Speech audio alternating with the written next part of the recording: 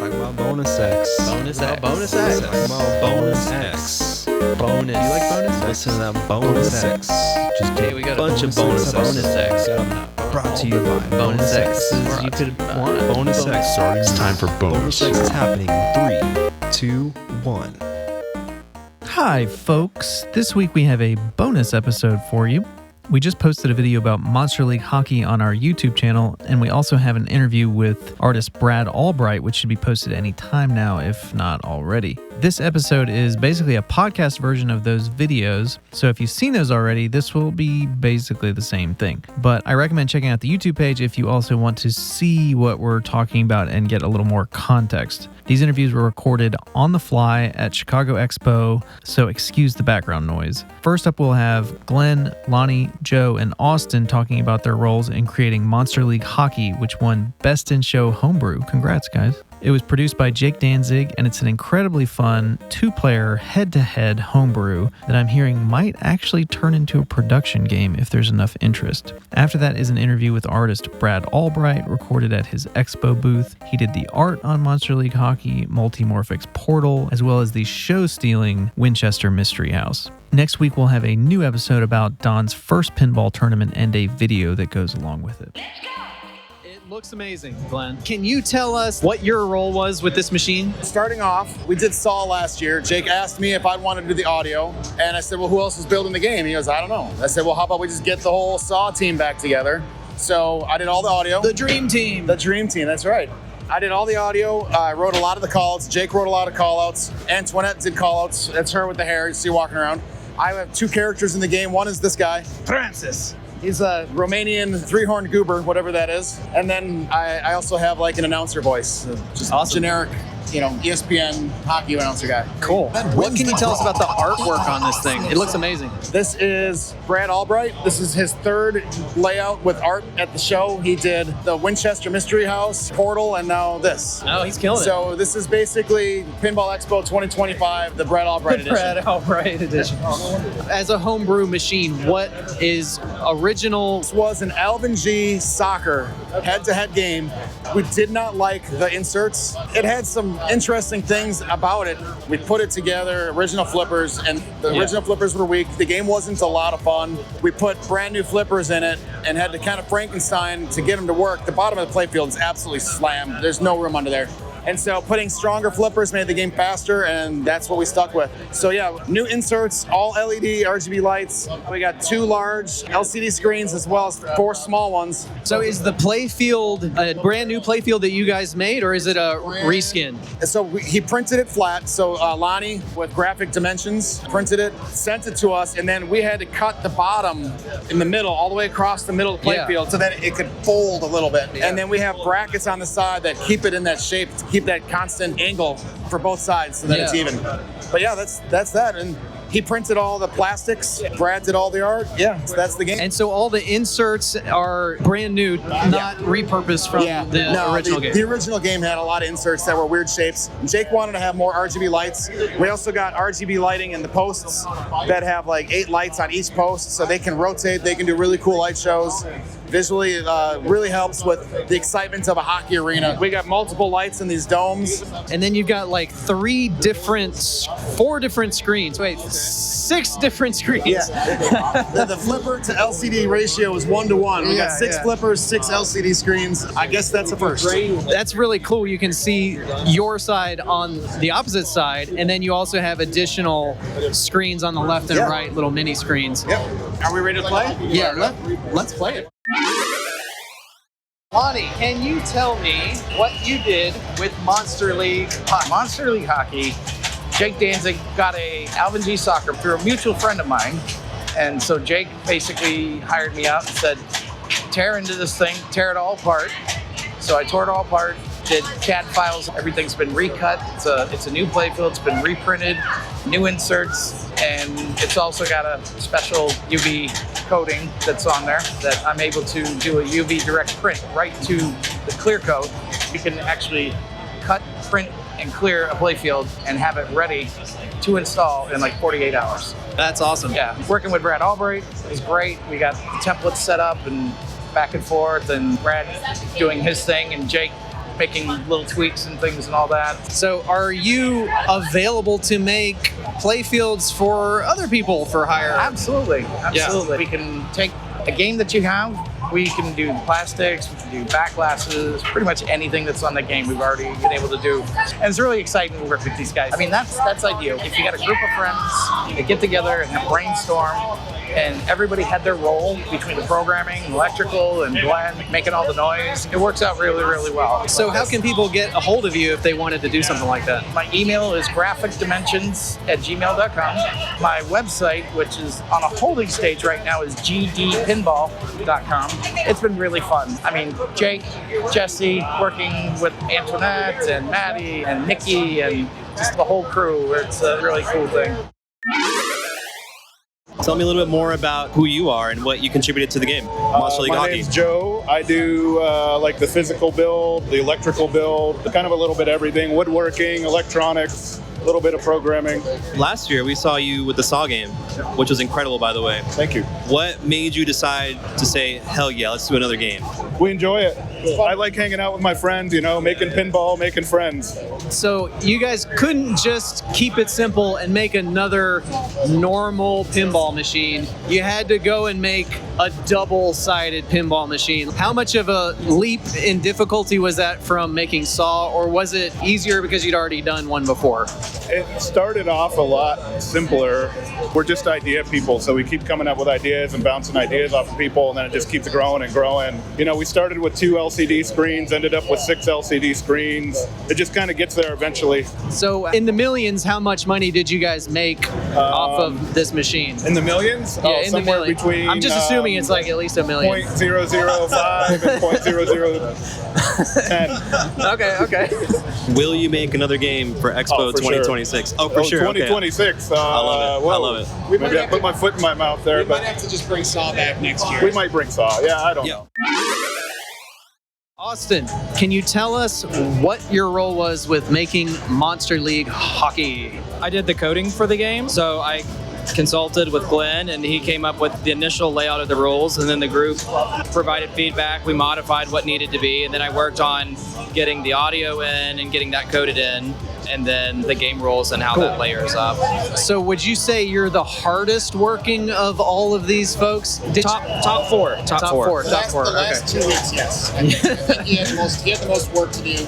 The code was the last thing to get completed.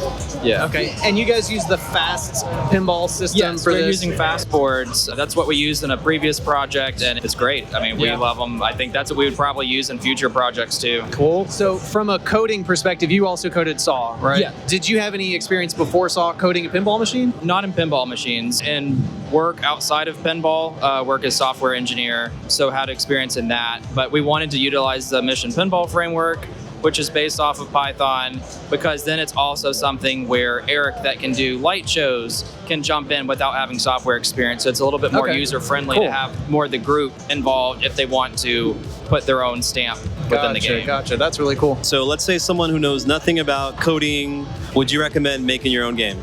Absolutely. You know, we had the opportunity, 4 friends that made this, so it gave us a little bit of advantage. But if you want to use fast boards, there's a Slack channel for that.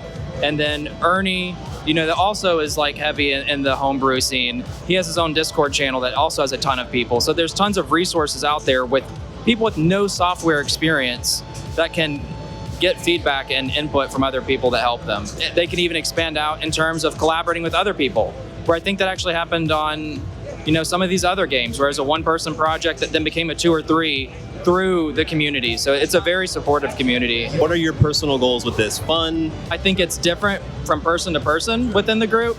Me personally, I just enjoy, these are my friends outside of making the game. We play pinball together, we hang out together, we do tournaments together, we do a lot of stuff in the hobby together, even outside the hobby. I just enjoy that aspect. Making a pinball machine is a different type of feeling, different energy than just showing up and playing tournaments or just showing up and playing games. It's a different type of like bonding experience, if you will.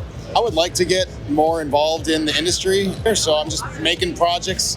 Hopefully they speak for themselves, whether it's doing voice call-outs or characters or songwriting or just sound of design, anything. I want to be involved, yeah. So what you're saying is you're a free agent. I am a free agent. You got the jersey, dude. You got the Yeah. jersey, so. Yeah, I've dabbled in a lot of homebrews. I hope that it kind of becomes a proof of concept that I can pull the project together and to completion. Now we know who to call. By the way, Glenn, personally, from me and Matt, thank you for all the contributions and help and suggestions and just creative collaboration you shared with us for the show. So Yeah, we had to hug it out.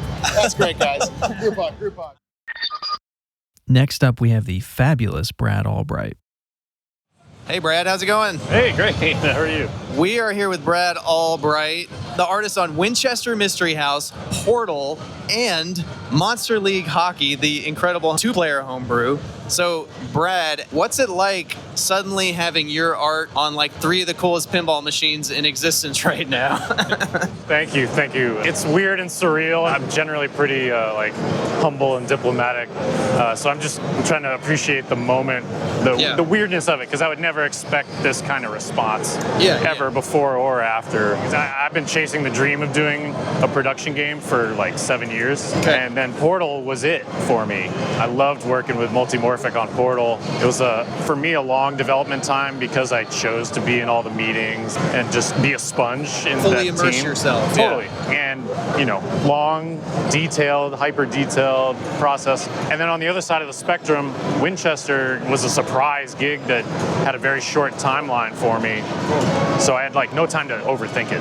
Go. And I'm so thankful to be pulled up into the train as they flew through the station on it.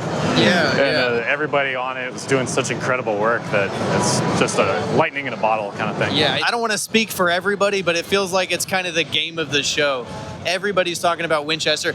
We haven't even been able to play it yet because the lines have been so long. We're actually going to play it a little bit later tonight, but this is like a top 10 game of all time kind of situation is what I'm hearing. Yeah. So honestly, like a week ago, I would have been like, man, I'd be happy if one day I have a game in the top 100. I'm blown away that people are so emphatically enthusiastic. You guys know, the hobby can get a little toxic and cynical. The amount of goodwill that people have shown towards the title, like an unknown, is just amazing. And I think there's a lot of power to the surprise reveal. we're big fans of and big proponents of original themes in pinball, and we know it's like a hard sell marketing-wise, and lots of times original themes don't do that well, but it seems like this might be kind of a game changer in terms of tapping into something that really works for an original theme. Well, for me, the tone of the game, it's like a vibe that I felt I wanted in the scene. And conveniently, I saw really eye to eye with Carl about some of our favorite things that were inspired by the Winchester that could then inspire back to it. Like examples, Disney's Haunted Mansion, The Seventh Guest, that old computer game. Those things are really close to my heart from childhood, and there's never been a game that had a prominent Ouija spirit board thing going on. I love that some people, it's like a hard no. That I don't mess with that. That's awesome to me. It is an aggressive game, but it's also accessible, and it's a weird specific vibe that being an original theme, it was an untouched space in pinball for a long time. People clearly wanted a haunted house experience. Yeah, for sure. And I'm excited to explore it for years to come myself. I want to get back to your story just a little bit. How long have you been playing pinball? Well, I've been playing pinball since I was a kid, but I never knew how to play well. Okay. I don't think anyone really showed me skills or anything like that. It was just this thing that I associated with going out to dinner with the family. There'd be a game room at the sports grill, restaurant, whatever. And then about the time I graduated high school and went to college, it was dying out, 2001, 2002. And then for years, it was this special diamond in a rough thing that I'd be just super stoked to find randomly somewhere. Lucky if the games work when you find them in those. Exactly. It would generally not be in good condition. And then I was working in graphic design. I went to school for fine art, went to graduate school for illustration to, try to find that thing that was kind of pop culture-y that I could draw for professionally. And then I quit my day job in 2018 to do pop culture poster art, go to art shows and festivals. And at that same moment, I conveniently rediscovered pinball was growing healthily again. and it was the inspiration I needed at that moment. And then it's just been go, go, go with that awesome. laser focus since then. So my ability to play has grown a lot just in the last 5 years, and it sounds like that's kind of the case for both of you, us too. Yeah, for Both sure. of you? Yeah. You have a similar backstory as Don as far as getting into pinball and That's stuff. right. Do we have any new potential pinball machines to look forward to with Brad Albright artwork? I don't know. Can you hint at anything or even say if you're working on anything? Well, I'll just say I hope to do more. I hope to maybe find a development timeline that's not quite so dangerously short, because I wouldn't count on it working this well every time. Yeah. I'd like to slow it down a little bit and really sink my teeth into other things. But also, my personal work has taken a distant back seat to game art, so finding a little balance there will be nice too. Awesome. All right, sounds great.